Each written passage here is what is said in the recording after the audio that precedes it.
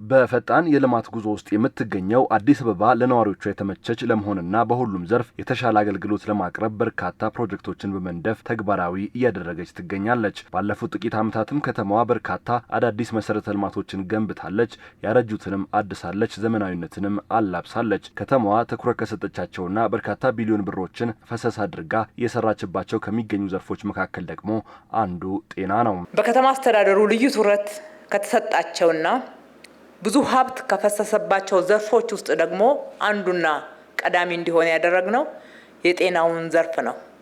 ምክንያቱም በየትኛውም አይነት ሁኔታ ጤና ቀዳሚ ስለሆነ በጤናው ዘርፍ የነበሩትን ችግሮች ለመቅረፍና የተሻለ አገልግሎት ለማቅረብ በአዳዲስ የጤና ተቋማት ግንባታና እድሳት ላይ ትኩረት የሰጠው ከተማ አስተዳደሩ በ2017 በጀት ዓመት ብቻ 22 የጤና ተቋማትን አጠናቆ ወደ ስራ አስገብቷል። በ2017 በጀት ዓመት ብቻ ለአብነት የተሰሩ ስራዎችን ብንጠቅስ የጤና ተቋሞቻችንን ጥራትና ፍትሃዊነት የሚያሻሽሉ አዳዲስና ማስፋፊያ ግንባታዎችን በማከናወን 28 የጤና ተቋማት በተመሳሳይ ጊዜ ተጠናቀው ወደ አገልግሎት እንዲገቡ ማድረግ ችለናል። ተመርቀው ለአገልግሎት ክፍት ከተደረጉት የጤና ተቋማት በተጨማሪ ሌሎች የጤና ተቋማትን በግንባታና በእድሳት ላይ ይገኛሉ። የእነዚህ የጤና ተቋማት ስራ ሲጠናቀቅም ከተማዋን የጤና ቱሪዝም መዳረሻ ለማድረግ የተያዘውን ራዕይ ለማሳካት የሚረዳም ይሆናል። 3 አዳዲስ ሆስፒታሎችን እያስገነባን ነው።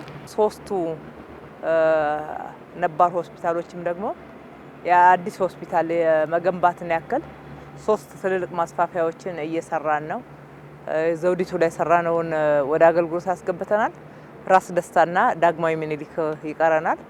አዲስ አበባን የጤና ቱሪዝም ማዕከል ወይም መዳረሻ ለማድረግ የሰነቅነውን ራዕይ በትክክል መተግበር የምንችልበትን ትልቅ አቅም እየፈጠርን ነው ማለት ይቻላል። አዲስ አበባን የጤና ቱሪዝም መዳረሻ ለማድረግ በመንግስት በኩል ከሚሰሩ ስራዎች ባሻገር የግሉ ዘርፍ ተሳትፎም ወሳኝ ነው። ከተማ አስተዳደሩ ትኩረት ሰጥቶ ከሚሰራቸው በተጨማሪ የግሉ ዘርፍ ግብረሰናይ ድርጅትም ጭምር የጤና ተቋማትን በመገንባትና በማስፋፋት ዘመናዊ የሕክምና መሳሪያዎችንና በዘርፉ የላቁ ባለሙያዎችን በማፍራት በኩል የራሳቸውን ድርሻ እንዲወጡ በጋራ የኢትዮጵያን ብሎም የአዲስ አበባን የጤና ቱሪዝም መዳረሻነት እውን እንድናደርግ በዚሁ ልክ የተለያዩ ድጋፎች እያደረግን ነው።